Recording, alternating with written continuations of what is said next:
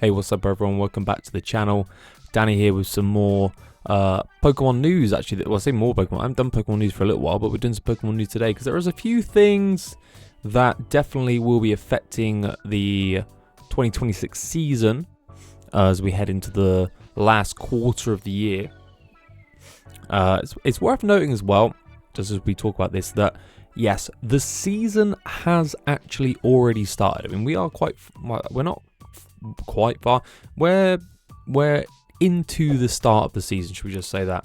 So having changes for the season during the season feels yeah, I mean, it's interesting. It's like having a mid-season change for most things would be quite peculiar. So I'm just going to turn the mic down a touch because it looks like it's going into crazy zones. I think that's going to be a bit better there. Yeah, okay, that's cool. So yeah, so just to hammer home the point, right now, if you are a Pokemon player, you can go to the Play Pokemon page and you, actually, I'll show you, because it took me a moment to find it. You can go to Play Pokemon events on the official Pokemon website, scroll down, go events results, gallery, leaderboard. This is last season. Go to TCG Masters or Seniors or Juniors, whatever you want, and you'll see here that this is the 2026 season kicking off. We've got Fabrizio at the top here with 260 points already, or joint first actually, for 260 points for the 2026 season. So we can see that the season has started officially, right? We all know the season. I mean, does it kind of start before Worlds even? It starts at a funny time. Europe, and we can scroll to number 40. There he is, Alex Northey. You've seen him a few times on the channel. Yeah, doing pretty good. Local boy, local guy up now. 40th in Europe. So yeah, the season has started. We haven't had any majors yet, but it's still going to be, well, you'll see, I think there's going to be some stuff that's going to affect, especially the early regionals in this season. And well, I can't even remember what the regionals are that are coming up this season early on. But I know that there's some stuff coming up, and that's going to include, hopefully, the new set Mega Evolutions. And just posted on the Twitter recently, when was this? 27th of August, I'm a little bit late.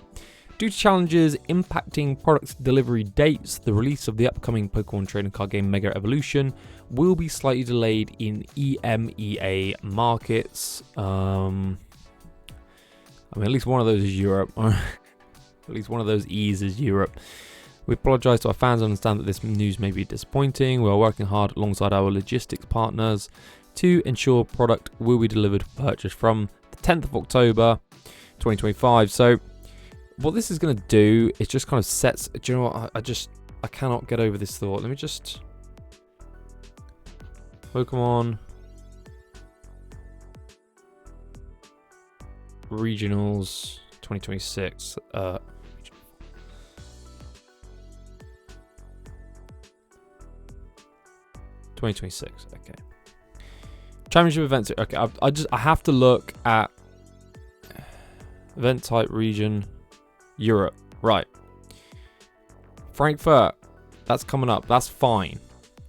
Lille starts to get a bit weird. 10th of October.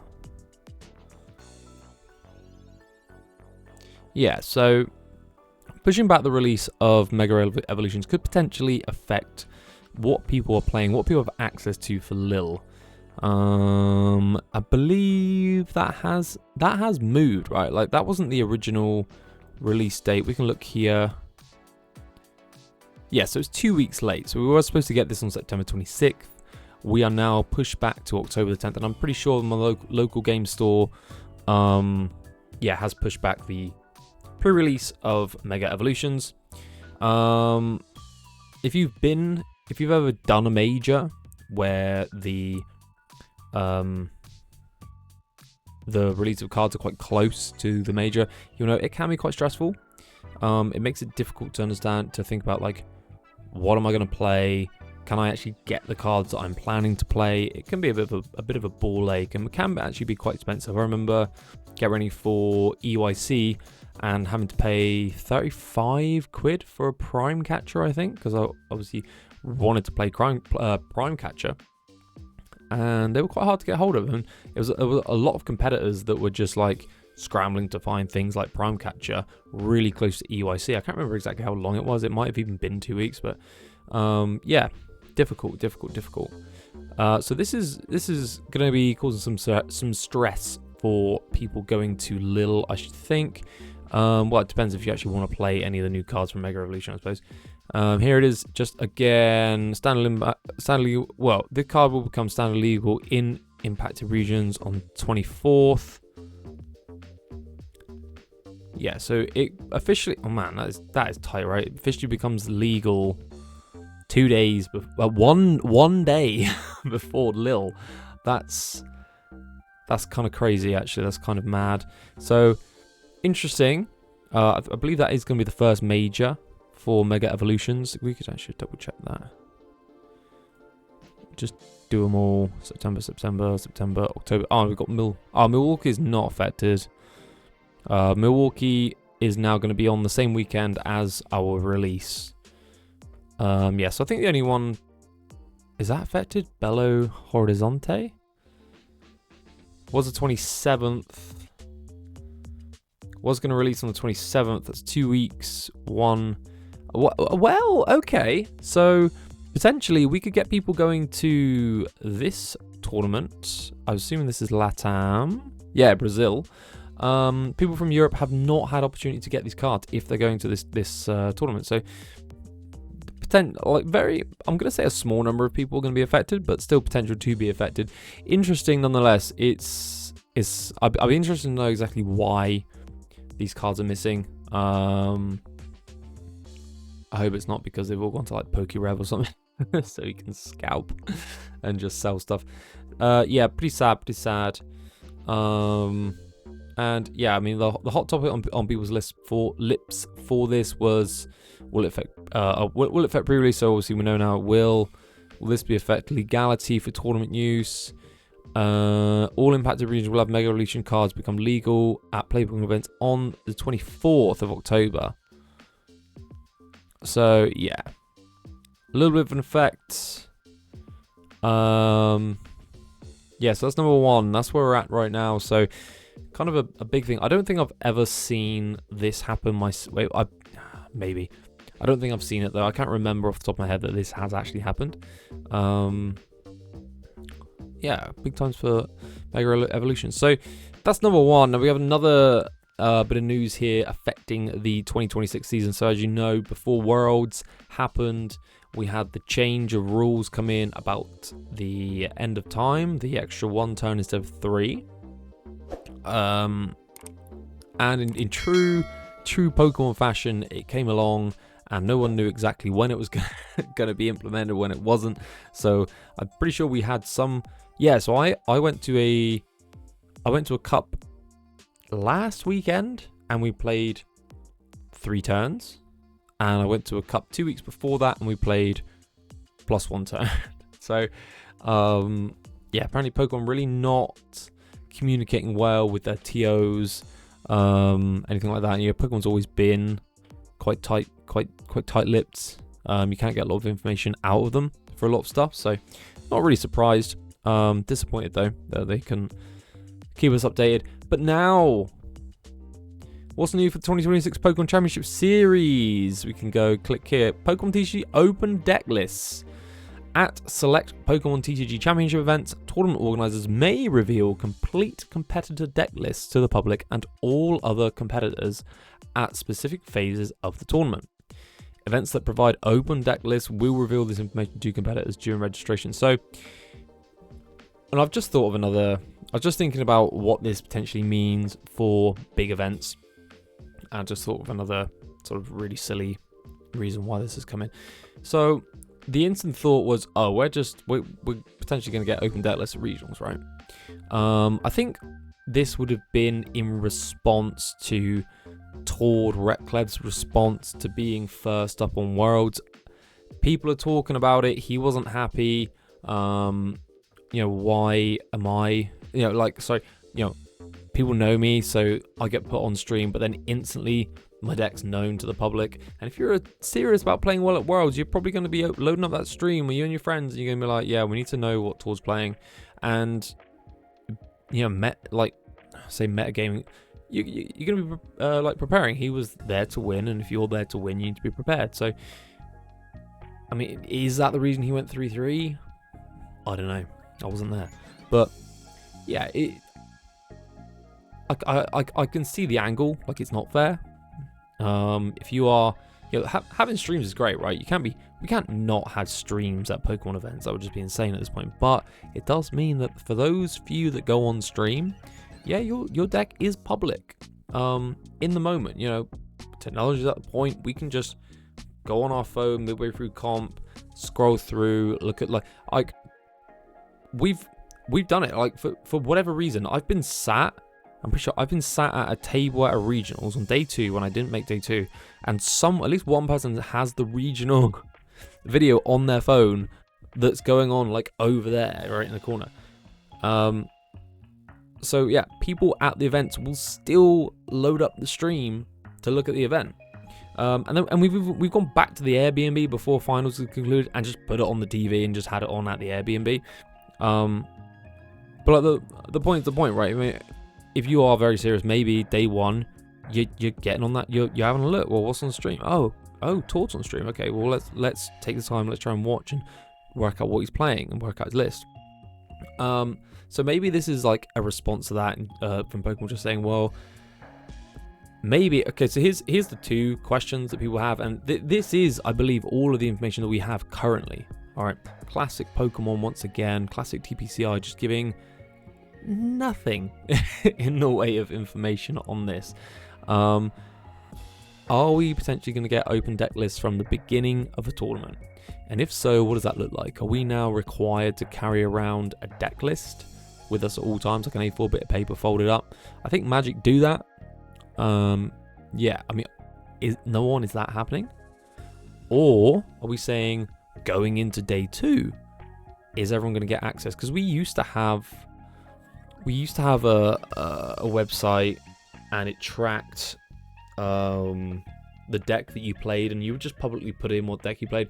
And I remember when I made day 2 in Liverpool, like as soon as pairings went up, you would just go on that website to see what they're playing, and you would have just a little bit of pre-knowledge about what they're playing. I think eventually the person who made that website shut it down because like it is kind of an unfair advantage potentially. But are we at the point now where we're saying, okay, if you make it to day 2, then your deck list is going to be open because some amount of the competitors in the room have played on stream, so you have the opportunity to know their list, their day 2 as well. They're serious, you're serious. You should now know each other's deck list to level that playing field. That's another potential outcome here. So we have the outcome that the whole tournament is open deck list. We have the outcome that it's only for day 2, or it could be just for top cut, right? And people are going to fall in different places as to where they think it's appropriate to have that. There's definitely going to be pros and cons to both. So one thing that I foresee as a potential con here is that it could be the death of, or the slow sort of strangling of like rogue decks. So people have 2 different understandings or thoughts about what a rogue deck really is. And one thought is that a rogue deck is like bottom tier, which I don't really agree with. I think the idea of a rogue deck is to take or create a deck combination or winning strategy that no one else is playing. Develop it and surprise your opponent and be good at it. And it's, you know, it maybe becomes meta, or it gets seen as just a counter pick and it gets left. But generally speaking, I think a good rogue deck will potentially become meta, assuming that format is going to continue, right? So like for example, like Ryeeggs, right? So Ryeeggs wasn't really known about. It goes and wins US Nationals, and then it becomes meta. Next year at Nationals, I played against Ryeeggs, right? Like random people playing Ryeeggs in seniors in the UK, right? So it became meta. It became a deck that you had to be prepared for. So good example of a road deck, right? Only 2 people brought it, and they come first. I'm pretty sure this is right. They come first and second, and then because they developed it. And then after that, people start playing it, right? Good rogue deck. Now the problem is that if you have open deck lists, then you have no opportunity for your rogue deck or your techs in a deck to have, you have less opportunity for them to surprise your opponent. So perfect. Sorry, I was just seeing something on my camera there. I don't know what the hell that is.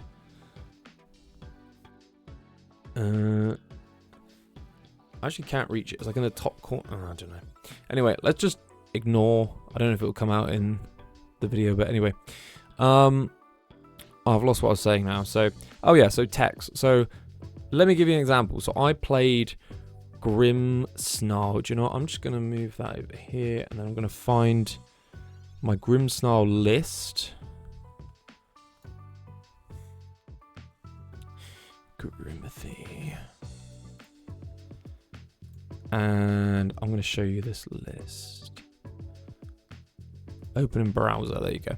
So here is the Grimstar list that I played 2-2-1 at the Darkstar Cup a couple of weekends ago. Now, there is in my opinion, a tech here. That tech is Maractus. Maractus is good for people who are not prepared for it, who have to burn their Prime Catcher early. If they do that and they can't find Turo, if they don't have Turo, you can get trapped by the cactus, and then my Monkey Dory Frostlass combination could slowly chip away at you, or I can get the time I need to prepare the Grimstar and win the game, okay? Now the problem is here is if you know that your opponent is playing Maractus, then there's at least one game there that you're missing out on the surprise factor. Alright. As a tournament goes on, people are going to start talking. If you're doing well, people are going to start telling each other you have Maractus, but early on, you have the potential to surprise people with the Maractus. Alright, it's a tech. Yeah, if my opponent knows I have Maractus right from the get-go because it's on my deck list and they can see it, then the surprise factor is gone. Alright, it gets more technical though. Just being able to know that I only have one boss. When I use that boss, well, okay, I know he's got no more boss. He's got 2 more counter catcher because I know that because I've seen the list. But yeah, you see where I'm going? Like, I've seen some Grimstyle decks and they always surprise me playing 2 TM Devo. Now, if I know going into it during setup that they have 2 TM Devo, I'm no longer surprised by it. I'm less likely for it to catch me out, right? So you can see where this is going. It kills the surprise factor potential that you have as a deck builder. And then ultimately as a player. So there is one other side of it that's not great. Where do I sit on this? Well, first of all, where I sit is when, where, and how is it going to be implemented. As I've shown you, this is all we got. It's, you know, 4 lines of three lines and some change of words.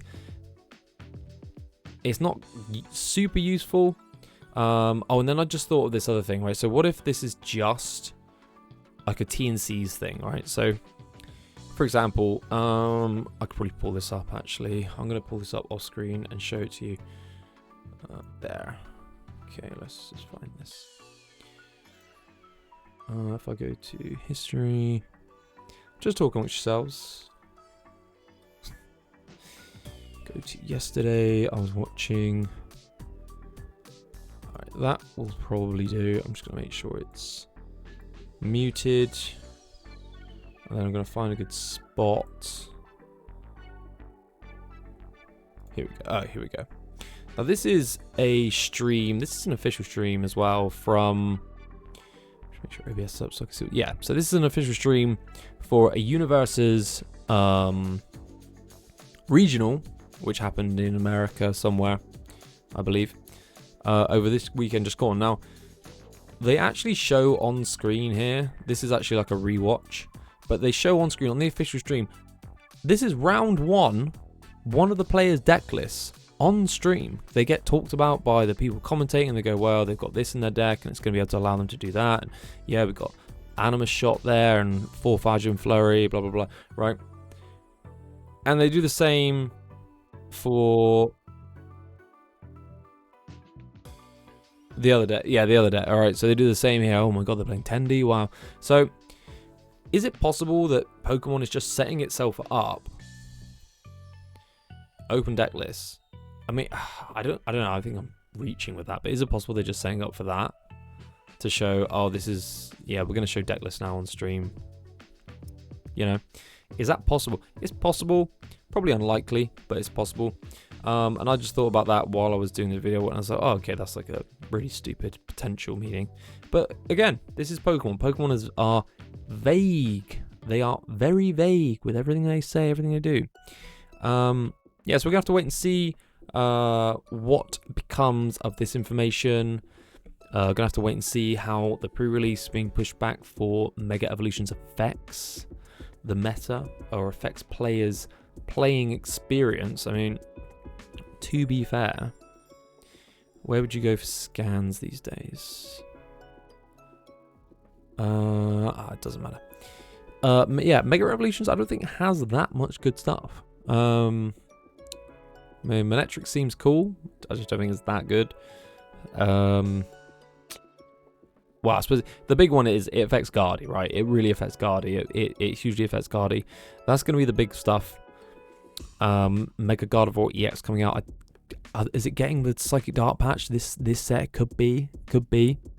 And then that broken, well, I say broken, that stadium that lets you draw up to the amount of Psychic Pokemon you have in play. So, yeah, there's going to be potential for it to affect people's ability to play exactly what they want at the coming regional. We'll have to wait and see how much it affects it, though. But yeah, that's going to be about it really for the channel. Oh my god, that's about it for the video, everyone. Thank you very much for watching. Let me know in the comments what you think of this. Yeah, mainly the decklist one. I think the decklist one is the big one.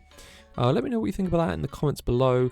And as always, thank you very much for your support. Make sure you're liking this video and make sure you're subscribed to the channel as well. It's really cool if you do that. And I will definitely see you next time. Hopefully going to get some more live Pokemon action soon. Cheers.